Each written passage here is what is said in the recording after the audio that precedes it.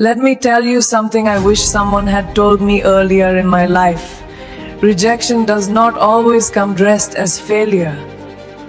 Sometimes it shows up wearing the face of disrespect. There I was, loyal, consistent, showing up early, staying late, carrying responsibility that wasn't even in my job description. I had poured my heart into the work. I had invested time, energy, ideas, and belief. I knew I was ready. I didn't just want the leadership role. I had already been leading. And then it happened. They handed the role to someone who had started just last month. No warning, no conversation, no explanation that made sense. And in that moment, I felt something many of you have felt before. That sharp mix of disbelief, humiliation, and quiet rage. The kind that makes you question your worth. The kind that whispers, maybe I wasn't good enough after all. But listen to me closely. That moment was not the end of my story. It was the moment the story changed direction. Because after the hurt came clarity, and after clarity came a decision. I activated Plan B. Plan B is what you do when Plan A reveals the truth. Plan B is what you build when you finally realize that waiting for permission is costing you your destiny. Plan B is not revenge, it is realignment. I stopped asking, why didn't they choose me? And I started asking, why am I still choosing them? I began to understand something powerful. Sometimes you are overlooked not because you lack value, but because your value threatens a system that benefits from keeping you small.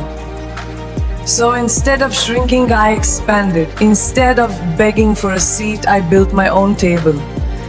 Instead of trying to be seen, I made myself undeniable. Plan B meant investing in myself the way I had invested in everyone else. It meant learning new skills, strengthening my voice, protecting my energy, and reclaiming my confidence. It meant detaching from validation and attaching to purpose. And here's the most people won't say out loud. When someone who started last month is placed above you, it's often a message. Not about your capability, but about the ceiling you've reached in that environment. And ceilings are not meant to be admired, they are meant to be escaped. So if you are listening to this and you feel overlooked, underestimated, or quietly replaced, hear me now. Do not internalize rejection that was never about your worth. Do not fight to belong in rooms that refuse to recognize your voice. And do not confuse loyalty with self-betrayal. Activate your Plan B, because Plan B might just be the plan that finally puts you where you were always meant to be. Not under someone else's permission, but under your own power. And one day, they will look back and say, oh, we didn't see that coming. But you will. Being passed over for a leadership role can feel like a verdict, like someone banged a gavel and declared your future in one careless moment. Especially when the role is given to someone who arrived yesterday, someone who hasn't earned the context, the trust, or the history you built over time. The mind immediately jumps to painful conclusions. I wasn't good enough. I misjudged my value. I waited too long. I failed. But here is the truth that changes everything.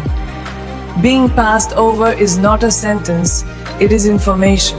Information tells you how decisions are really made, not how they are explained in meetings or written in company values. It shows you what is rewarded, who is protected, and what kind of growth is actually possible in that environment. And while that information may arrive wrapped in disappointment, it is incredibly powerful once you are brave enough to look at it clearly. When someone with less experience is placed above you, the message is rarely about your competence alone.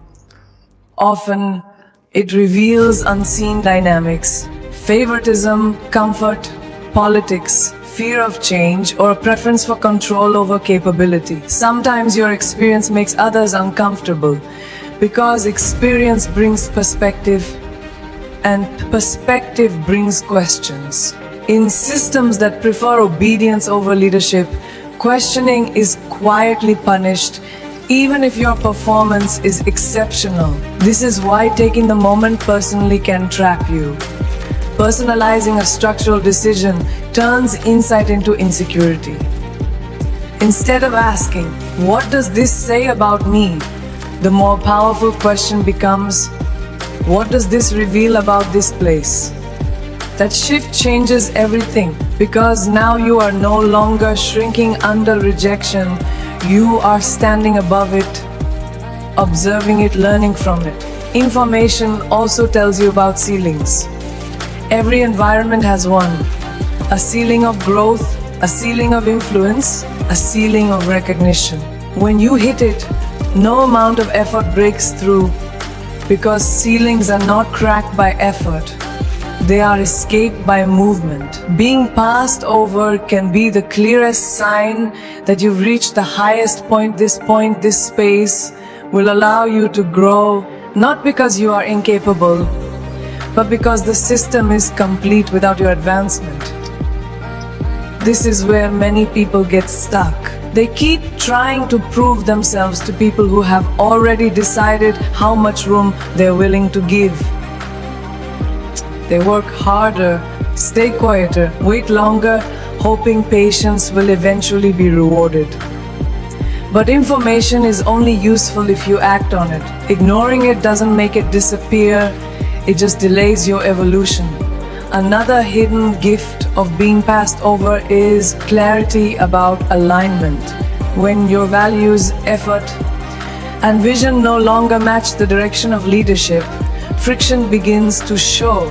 The disappointment you feel is often grief, not for the role itself, but for the belief that this place would grow with you. Once that belief dissolves, you are free to imagine something new. And here's the most important part. Information empowers choice. Once you see the truth, you can no longer pretend you don't know it. You can stay, but now it's a conscious decision. You can leave, but now it's strategic, not emotional. You can pivot, build, reposition, or prepare, but you are no longer operating blindly. Being passed over is painful, yes, but it is also precise. It tells you exactly where you stand, exactly what is possible, and exactly what is not. And clarity, even when it hurts, is always more valuable than false hope. So don't treat rejection like a life sentence. Treat it like a message. Read it carefully. Learn from it honestly, and then decide your next move with confidence, not bitterness. Because once you understand the information, the power quietly shifts back into your hands.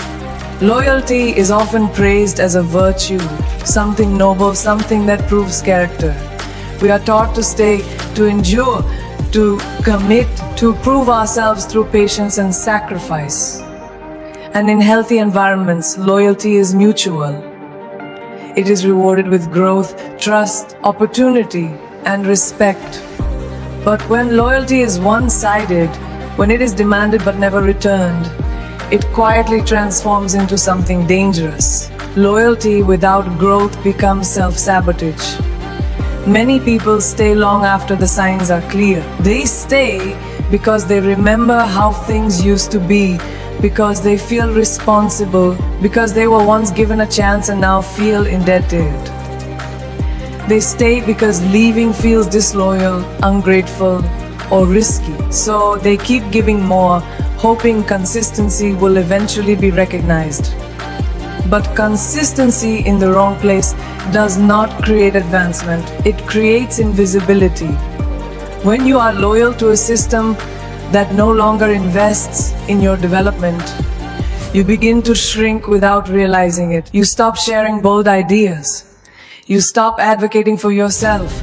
You lower your expectations so disappointment hurts less. Over time, You confuse endurance with strength and silence with maturity. But what you are really doing is training yourself to accept less than you deserve. The most painful part is that self-sabotage rarely feels dramatic. It feels reasonable. Sounds like I'll just wait a little longer, or this isn't the right time, or things will change once they see my dedication. Meanwhile, months turn into years, and potential is slowly traded for comfort. Growth doesn't stop because you aren't capable, it stops because the environment has no incentive to help you rise. True loyalty should never require self-betrayal. If staying means suppressing your ambition, dulling your voice, or minimizing your worth, then loyalty has crossed the line into harm. You are not meant to be loyal to stagnation. You are meant to be loyal to your purpose. Another truth many avoid is this: organizations and people will often accept your loyalty without feeling obligated to reciprocate it. They benefit from your stability, your experience, and your reliability while quietly limiting your advancement. Not because you aren't ready, but because your presence is too valuable where you are. And the longer you stay silent, the easier it becomes for them to justify keeping you exactly where you are. Growth requires movement, and movement requires courage. Choosing growth over misplaced loyalty can feel like betrayal, especially when you invested time, energy, and identity into a place. But outgrowing an environment is not disloyal, it is natural. Every phase of life demands a different version of you, and holding on to an old version out of fear only delays your next becoming. There is also a deep emotional cost to staying loyal without growth. It erodes confidence. It creates resentment.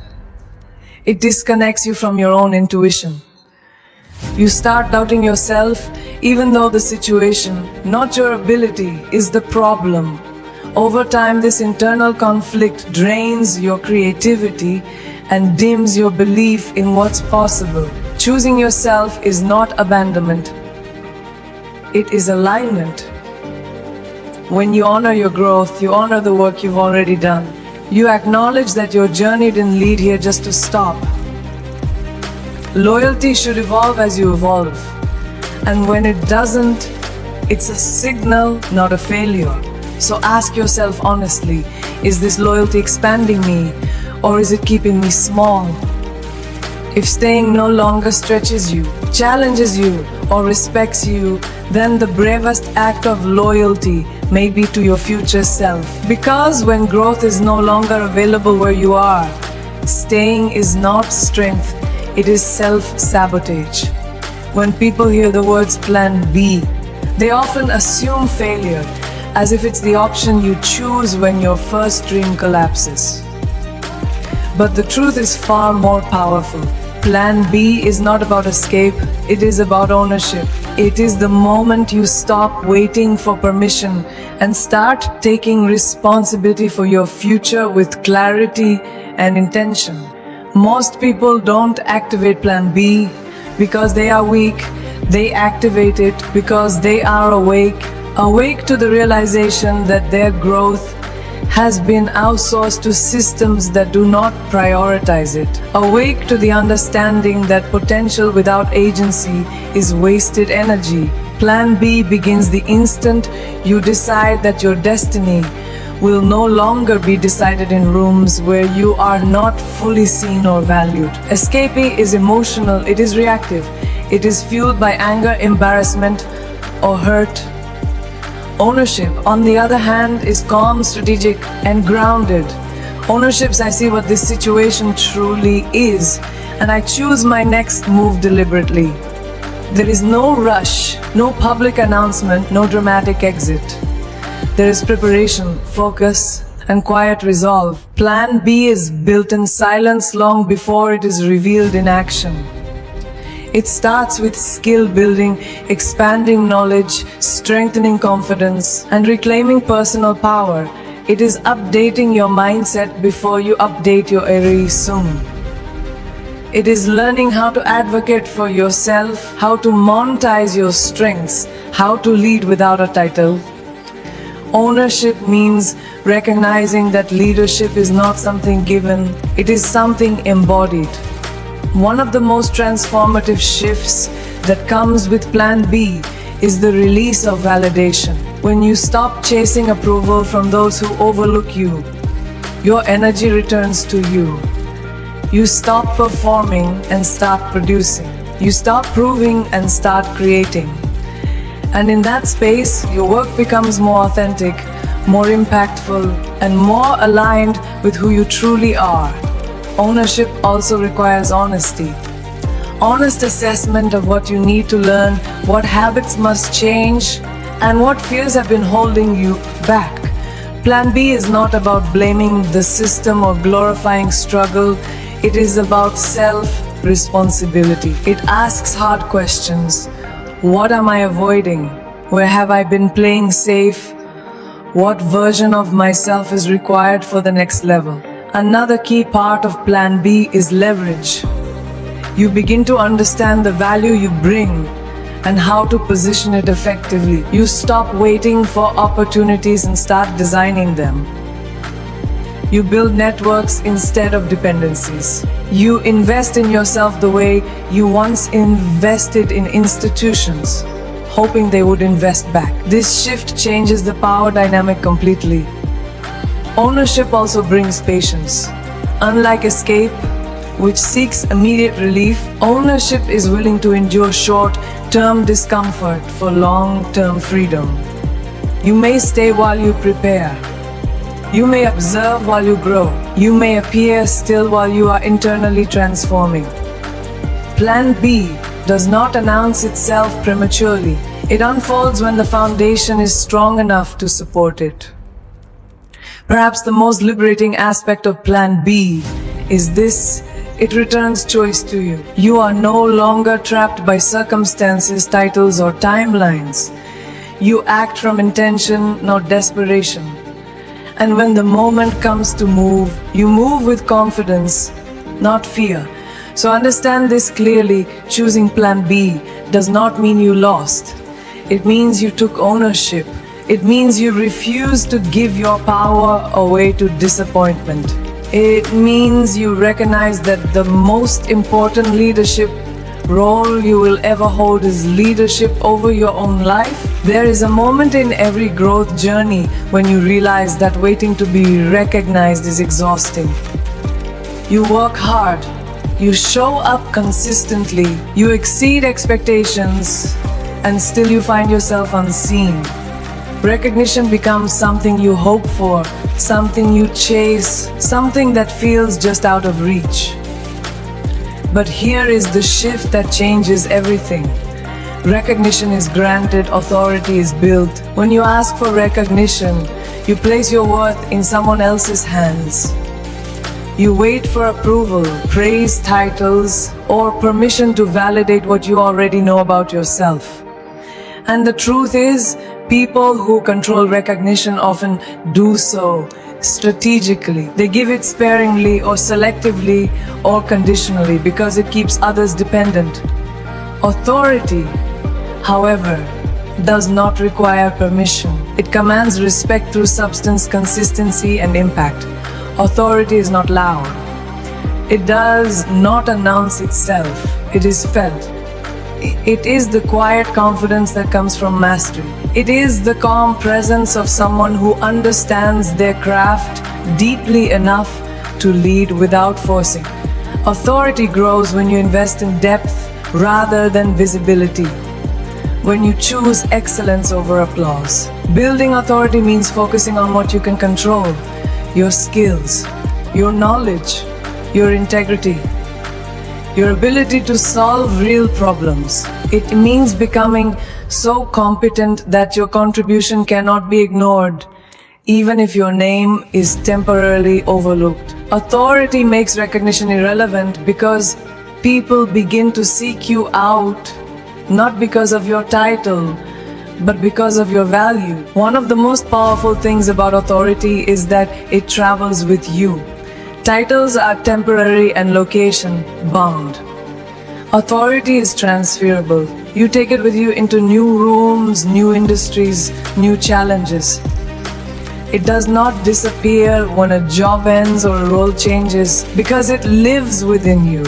This is why those who focus on authority rarely panic when recognition is delayed. They know their time is coming. Another important distinction is this: recognition is external, authority is internal first. When you trust your own voice, when you stand firmly in your expertise, you stop needing constant validation. You speak with clarity. You make decisions with confidence. You stop shrinking your ideas to make others comfortable. That internal authority is what eventually reshapes how the world responds to you. Building authority also requires boundaries. You learn when to say no. You stop over-explaining. You stop volunteering for roles that drain you without advancing you. Authority respects time, energy, and focus. It understands that being everywhere is not the same as being impactful. Selectivity becomes strength. There is also courage involved in building authority. Courage to be misunderstood.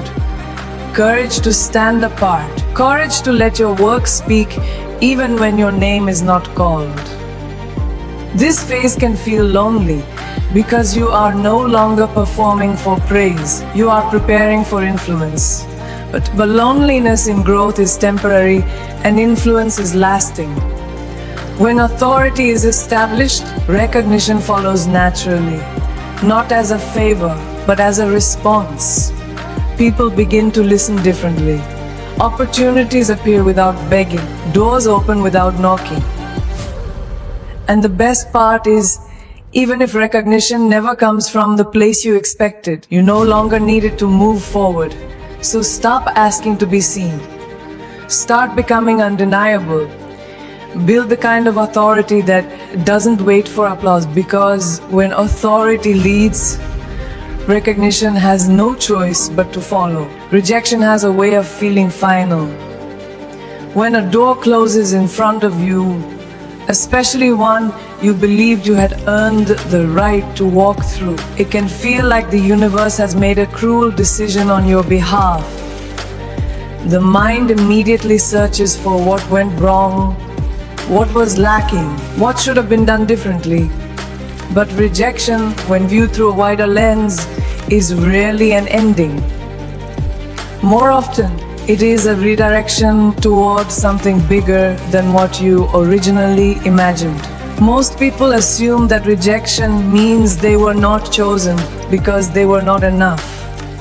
In reality, rejection often happens because you have outgrown the role, the room, or the expectations placed upon you. Your expansion threatens the comfort of systems built to maintain predictability. So instead of being elevated, you are sidelined.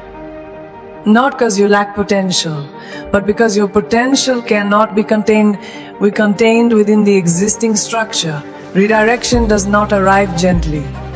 It often comes through disappointment, embarrassment, or deep frustration. That is because growth does not negotiate with comfort. It disrupts it. And the pain you feel after rejection is not proof of failure. It is proof that you cared, that you invested, that you were brave enough to want more. Pain in this context is not a punishment, it is a signal that transformation is near. Many of the paths that later feel like destiny only became visible after rejection forced a pause. That pause creates space for reflection, revision, and imagination. It asks you to look beyond what you wanted and consider what you actually need. Sometimes what you wanted was too small. Sometimes it was familiar, not aligned. Rejection clears the fog so you can see beyond your initial attachment. Another powerful truth is this: rejection strengthens discernment. Once you have been turned away, you become more selective about where you offer your energy next. You stop chasing every opportunity and start choosing those that choose you back. You become aware of red flags you once ignored. You recognize environments that promise growth but deliver stagnation. Rejection sharpens wisdom in a way comfort never could. Redirection also builds resilience. Each time you survive disappointment, you expand your capacity to handle uncertainty. You realize that your identity is not tied to one role, one title, or one approval. This realization is freeing. It allows you to move forward without fear of loss, because you know you can rebuild, reinvent, and rise again. Perhaps the most overlooked gift of rejection is this: it reveals your true power. When external validation is removed, you are left with yourself, your skills, your vision, your values. And in that quiet confrontation, many people discover they are far more capable than they ever believed. Rejection strips away illusions and leaves behind truth. The journey after rejection is rarely immediate or linear. It requires patience, courage, and trust in what you cannot yet see. But over time, what once felt like loss begins to look like alignment. You find yourself in rooms that match your ambition. You build work that reflects your voice. You step into leadership that feels authentic, not assigned. So, if rejection has found you, do not rush to erase the pain or minimize the experience. Sit with it long enough to understand what it is redirecting you toward. Because one day you will look back and realize that the door that closed was never meant to hold you. It was meant to point you toward something bigger, bolder, and more true to who you were always becoming. What began as disappointment was never meant to be your defeat. It was meant to be your awakening. Being passed over, overlooked, or replaced does not diminish your value. It reveals the moment you are being called to rise beyond the limits placed around you. Every key lesson leads to this truth: your growth cannot be negotiated by systems that fear it, and your future cannot be built on permission alone. You were given information, not a life sentence. You learned that loyalty without growth slowly erodes the soul. You discovered that Plan B is not an escape route, but a declaration of ownership. You realized that authority is built through depth and courage, not recognition. And finally, you understood that rejection is often the universe's way of redirecting you towards something far greater than what you were trying to hold on to. This is where power returns to you, not in anger, not in bitterness, but in clarity. Clarity about who you are, what you bring, and what you will no longer accept. When you stop fighting to be chosen, you start choosing yourself. When you stop shrinking to fit, you start expanding to lead. So take this moment as a turning point, not a breakdown, but a breakthrough. Walk forward with intention. Build quietly if you must, but build boldly. Because the next chapter of your life will not be handed to you, it will be claimed. And when your rise becomes visible, it won't need explanation. It will speak for itself.